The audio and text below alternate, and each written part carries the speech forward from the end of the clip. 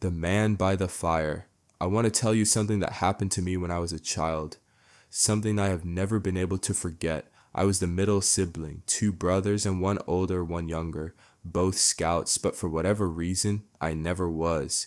And I remember being jealous of the campfires, the tents, the wilderness, the whole world my older brother Scott got to disappear into every weekend. So one night when Scott brought home a tent to practice setting up in the backyard, I had an idea. What if we actually slept out there? Our backyard was huge, no fences, just patches of trees and brush stretching between yards. We had a fire pit. Our parents lit it for us. My little brother roasted marshmallows with us too, but he was only 4.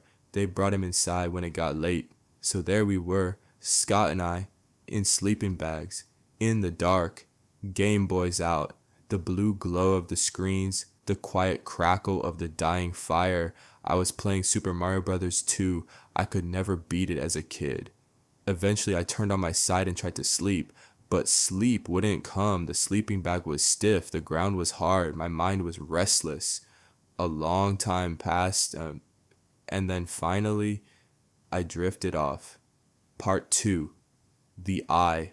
Then I woke up confused, disoriented. The tent walls around me, gray and unfamiliar in the dark. I looked to my side. Scott's sleeping bag was empty. The tent zipper was closed. He must have gone inside. That's what I told myself. I was scared. I didn't want to be alone out there. So I crawled to the tent flap and I did a small, careful peek outside just to make sure it was safe. It was not. There was a man sitting by the fire pit in the dark facing the tent, and he had surely already seen me. I gasped. I zipped the tent shut. I crawled back into my sleeping bag, as if a thin piece of fabric could protect me from whatever was out there. I lay completely still. I wanted to call out for my dad, but I knew it wasn't him. Then I heard the chair shift. I prayed he wouldn't stand up, and if he did, that he wouldn't come toward the tent. But I saw a shadow fall across the tent fabric, blocking the moonlight. He was right outside. Then I heard it. The zipper, slowly, dragging downward. Just a few inches. Just enough of a gap. I turned my head slightly. There's a small gap at the bottom of most tents where the zipper doesn't fully close. I had never noticed it before that night. An eye was pressed against that gap. One eye, looking directly at me. I could see the white of it in the darkness. And then it squinted, the way an eye squints when someone smiles. A smile I could not see. The zipper moved another inch. That's when I screamed.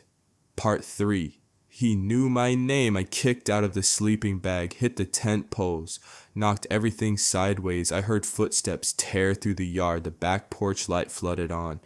My dad burst through the back door, yelling. By the time he reached the fire pit, whoever it was already gone. The police came. I remember very little after that. I slept in my parents' bed.